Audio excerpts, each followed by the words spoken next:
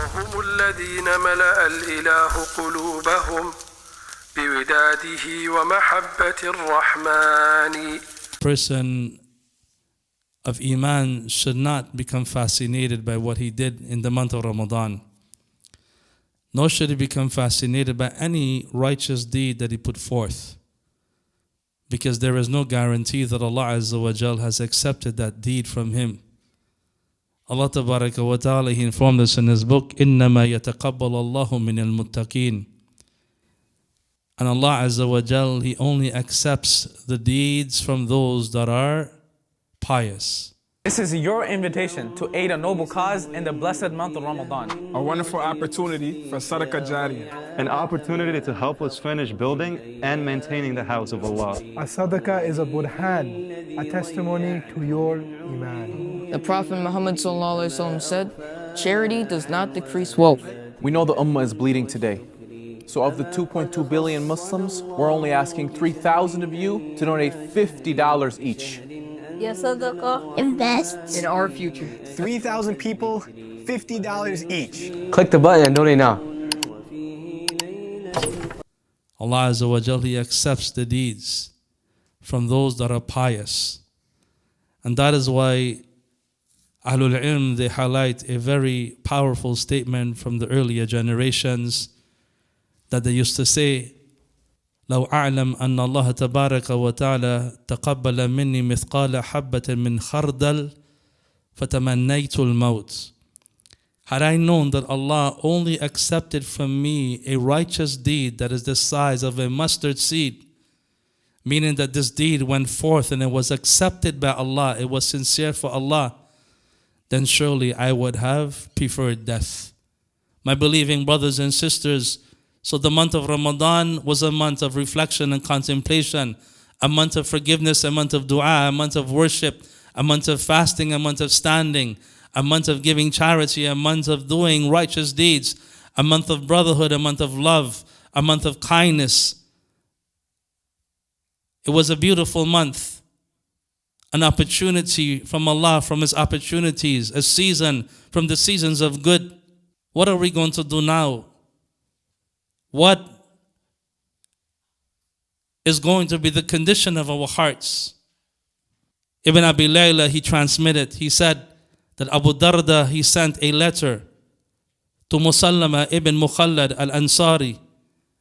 And in the letter he said, Amma ba'd, as to what precedes, Inna al-abd, if it is that the slave, Amila bi ta'atillah, he does righteous deeds, or he does a deed upon the obedience of Allah, ahabbahullah. Allah Azza wa Jalla is going to love that slave. فَإِذَا أَحَبَّهُ اللَّهُ حَبَّبَهُ إِلَى خَلْقِهِ. And when Allah Tabaraka wa Ta'ala begins to love the slave, He makes that slave beloved to the creation. وَإِذَا عَمِلَ بِمَعْصِيَةِ اللَّهِ. However, if it is that he transgress upon sinning, أَبْغَدَهُ اللَّهُ. Then Allah Azza wa Jalla is going to hate this individual. فَإِذَا أَبْغَدَهُ اللَّهُ بَغَدَهُ اللَّهُ إِلَى خَلْقِهِ. So if Allah Azza wa Jalla hates this individual, He's going to make him hated amongst the creation. Submit the hearts, believing brothers and sisters, in Ramadan and out of Ramadan. And fear Allah Tabaraka wa Ta'ala. And understand our condition. That is a state of weakness, it is a state of da'f, both in iman and physical strength. Ibrahim al-Khawas, he said, على قدر إعزاز المرء لأمره, to the extent that the believer submits to the command of Allah Azza wa Jal, يلبسه الله سبحانه وتعالى من إزه, that Allah subhanahu wa ta'ala will dress this individual with His honor. وَيُقِيمَ لَهُ الْعِزِّ فِي قُلُوبِ الْمُؤْمِنِينَ. And He is going to establish honor in the hearts of the people. That is the extent of His what? That is the extent of Him submitting to the commands of Allah Azza wa Jal. And that was the purpose of the month of Ramadan, to train ourselves, to submit to Allah, to present our hearts, to increase in doing righteous deeds, to submit the hearts and put forth the deeds and nurture ourselves. Even though we got tired, even though we were fasting in the days, but it was for the sake of Allah Azza wa Jal. And now we find ourselves, many of us are tired because the body went through a purification from the evils that we committed by doing acts of obedience. It is not tired from submitting to Allah. The body is feeling tiredness because we cleansed our body from the sicknesses and the diseases that we were affected with before Ramadan. If it is that we put forth the deed sincerely for Allah. That is what we're feeling right now. That it went through that state of cleansing and purification. So that the hearts now can put forth more righteous deeds after Ramadan and accept the commands of Allah. And that the hearts are going to repel everything that Allah Tabaraka wa Ta'ala He hates. And Allah Azza wa Jal, He is going to do what? He is going to make our hearts united. Many people, they love the brotherhood that they saw in the month of Ramadan. Alaysa kadhalik, is this not true?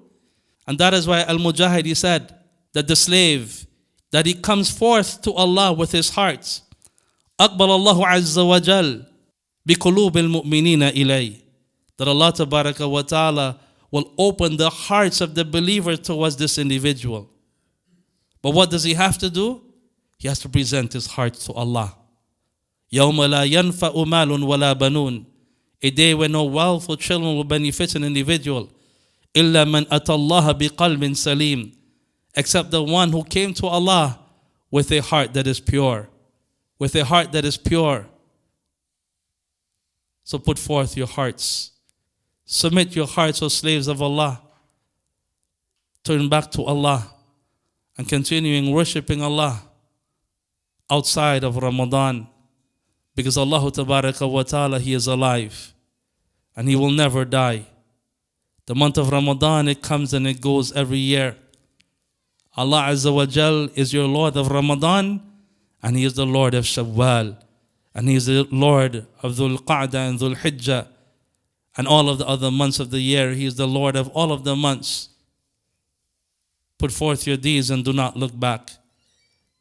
In closing, I want the brothers and sisters to contemplate that if it is we turn away from the obedience of Allah, Allah Tabaraka wa Ta'ala may send upon us a severe trial. And that is why I want you to contemplate on the verse of Allah. فَلْيَحْذَرِ الَّذِينَ يُخَالِفُونَ أَنْ أَمْرِهِ أَنْ تُصِيبَهُمْ فِتْنَةٌ أَوْ يُصِيبَهُمْ عَذَابٌ أَلِيمٌ. And let them be warned. Whomsoever goes against the command, the Sunnah of the Prophet sallallahu alaihi wasallam, that a fitna will befall them in the life of this world.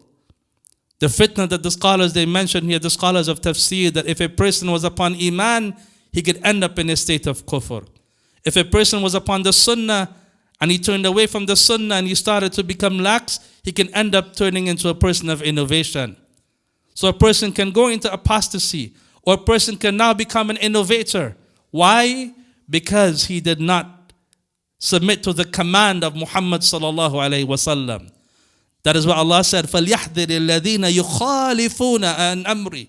Whomsoever goes against the amr, the command, let that person be warned. And تُصِيبَهُمْ fitna, that a fitna will befall them in the life of this world. أَوْ يُصِيبَهُمْ عَذَابٌ أَلِيمٌ. Or in the life of thereafter, they're going to get a greater punishment.